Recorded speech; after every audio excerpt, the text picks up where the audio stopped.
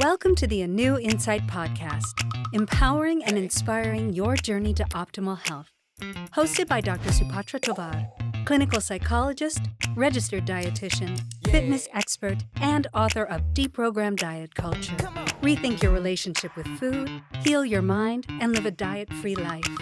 I follow my guests' journey to optimal health, providing you with the keys to unlock your own wellness path. Tune in and evolve with us. Welcome back to the ANEW Insight Podcast. We're back for the second half of our interview with founder of Ozean Pilates and Wellness, Sarah Meinert. Sarah gave us some really amazing insight into her inspiration to create resilience through movement. I'm so excited to pick her brain some more. Welcome back. Thank you. Yes. So your company integrates a holistic approach to wellness.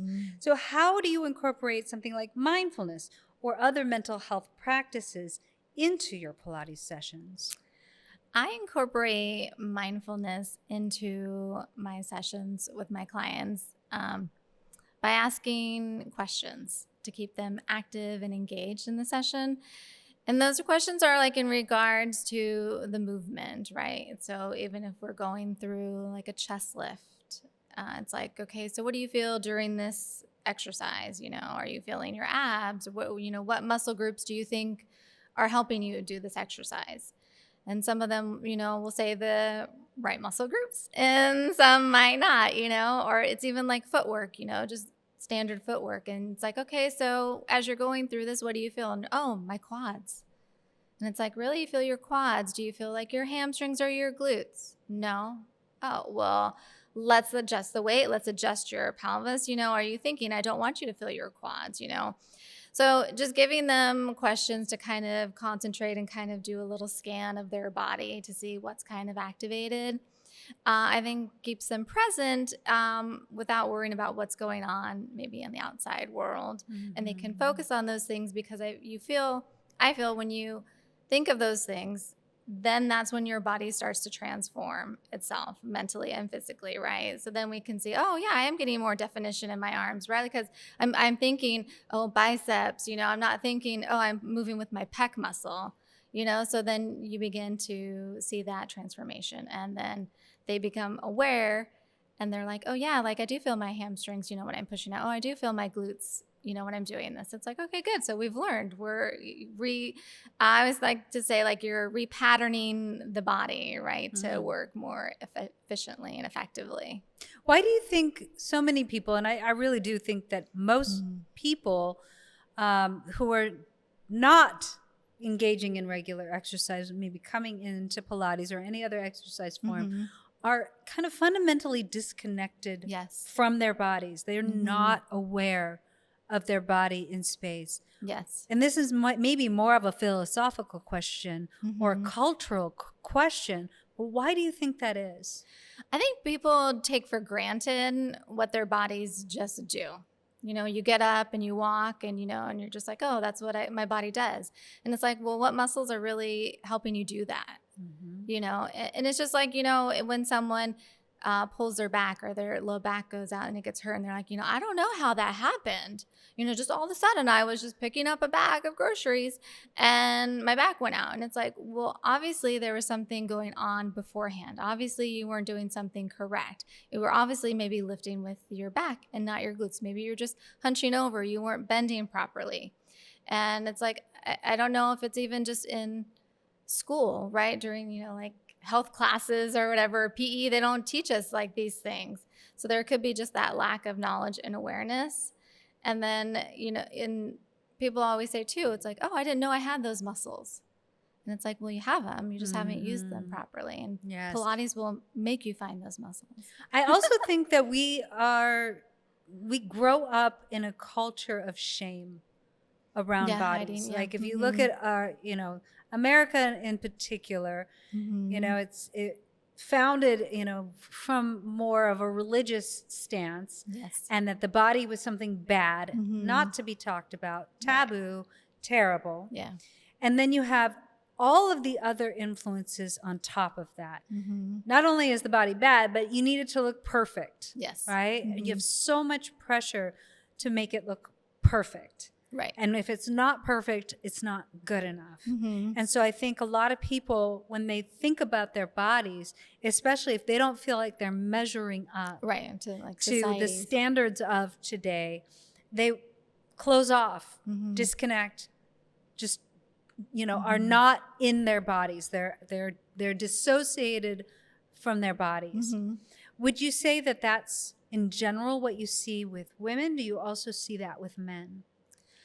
I would say a combination. I would say more so women, and especially even the disconnect after pregnancy, depending on if you had a C-section or a natural birth. I feel a lot of women who have like the C-section, they come back and they're numb, right? They don't have any sensation, so they can't feel their abdominals engaging. And yet they have that scar tissue buildup, and that's limiting them from kind of engaging or having the sensation of stuff working. Mm-hmm. Because the medical provider hasn't said, well, maybe when you have after surgery and you've healed, start massaging that scar. Just like any scar, when you have, a knee surgery, you're going to start manipulating it to break down the scar tissue. They don't tell women, break down the scar tissue of your C-section incision so that it can be more pliable, so you can start to move more. And I also think too, with my one client with breast cancer, the other day it was like, I think like on a subconscious level, you're trying to like still hide that part of your body, right? Because a lot of like her posture movement was always kind of just like tilted. And it was like, well, that's the sign that you had the breast cancer. And it's like, when you go on your walks, can you walk maybe thinking, I'm okay, I'm healed, I feel better about myself, and see how your body feels, see if different muscle groups activate, and come back and tell me like what you felt. And she was like, I could feel different muscle groups. I could see, I noticed that my presence and how I was walking was a little different. And it was like, okay, like, because there's subconsciously, I think you just try to like hide with whatever pain. And I feel that. I think it's so good that you are encouraging people to conceptualize their bodies through their muscles and the functions that they provide, the functions that they perform. Right. And that's a very different way of people really kind of thinking about or looking at their bodies. I think a lot of women are conditioned to think that they have to make their bodies attractive for the male or even female gaze. And that's the purpose of their bodies, is to be attractive, as opposed to, I can bend over and pick this thing up. I can pull this thing out of the, overhead compartment on the airplane with ease. Yes. And I think when we conceptualize our bodies as functional and able to perform and do things, it's a whole different paradigm for people. And I think that that's really empowering. Is that something that you are emphasizing? Yes. Yeah.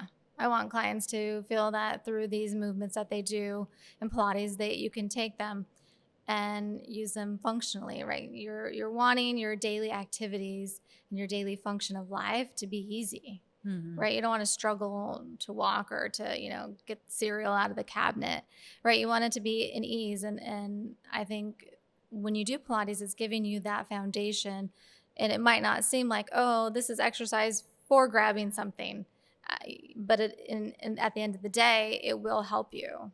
So yeah, and I think really trying to transfer our body's worth outside of, the gaze that comes toward us and more toward what can we do with our bodies, and how powerful are our bodies can help recondition us out of that mentality, keep us from being dissociated from our bodies, and really giving us a sense of gratitude for what our bodies can do.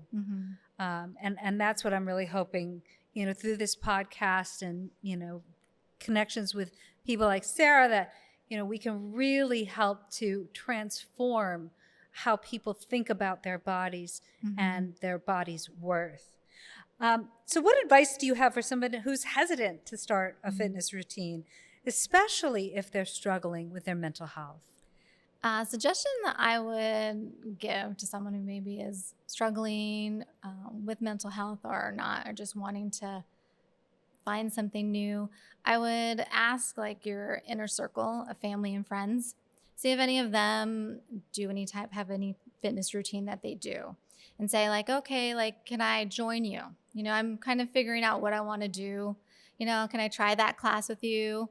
And if nobody has anything, then I would suggest maybe like looking into a group, right? Where you can do like maybe a group walking class, a hiking group, or even, like a Pilates class, which is amazing.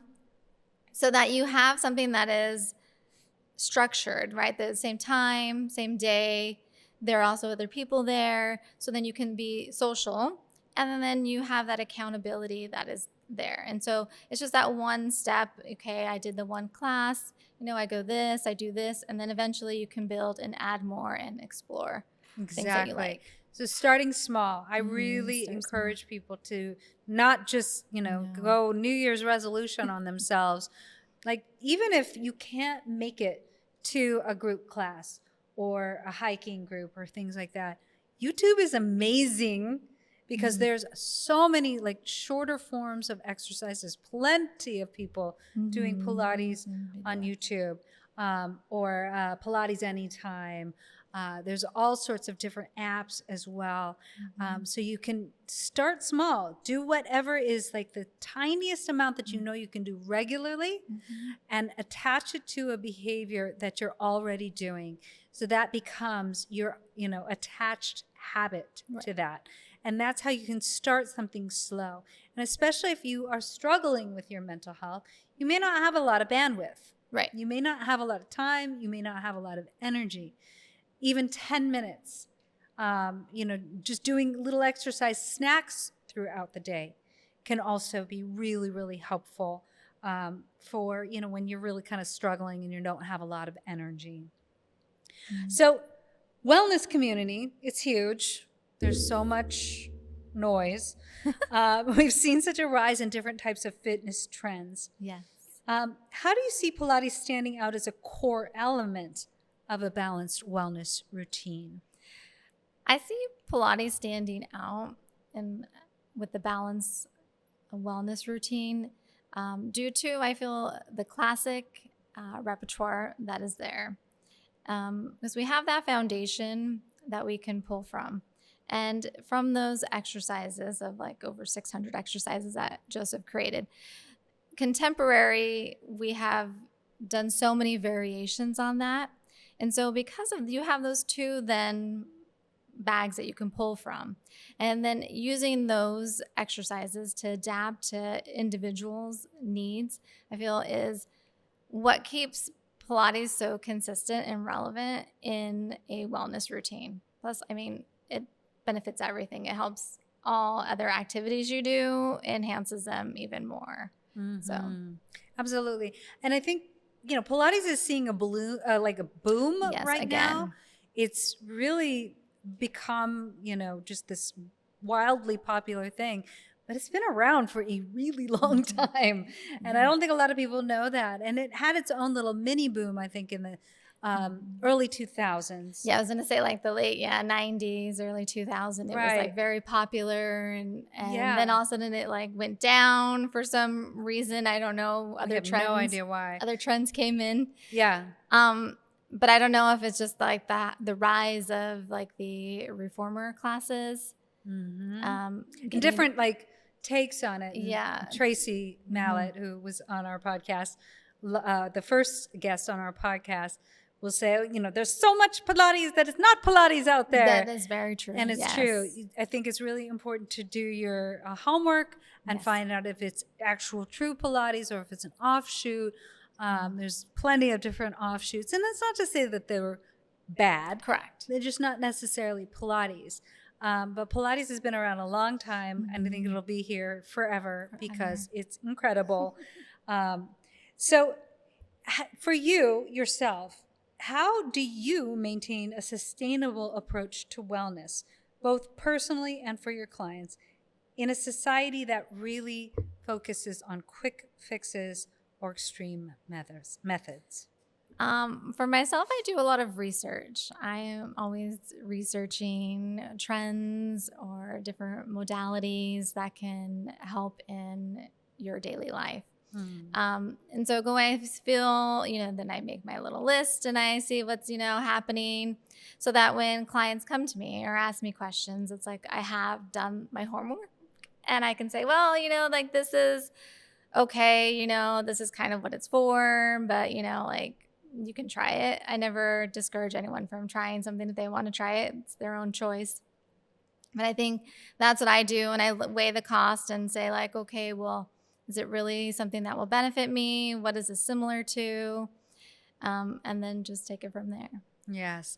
So speaking of quick fixes, we're definitely in the weight loss medication craze, the, revolution. And what we're seeing with a lot of people going on these medications is rapid weight loss with rapid muscle loss. So how do you help someone who may be interested in taking these medications support themselves and keep from, having some of these detrimental outcomes? Oh, that's a good question. Well, I think to be supportive and kind of understand what why their doctor maybe suggested them to go on, how long do they need to be on them, and see what we need to do to balance out them either being on them or maybe when they come off of them.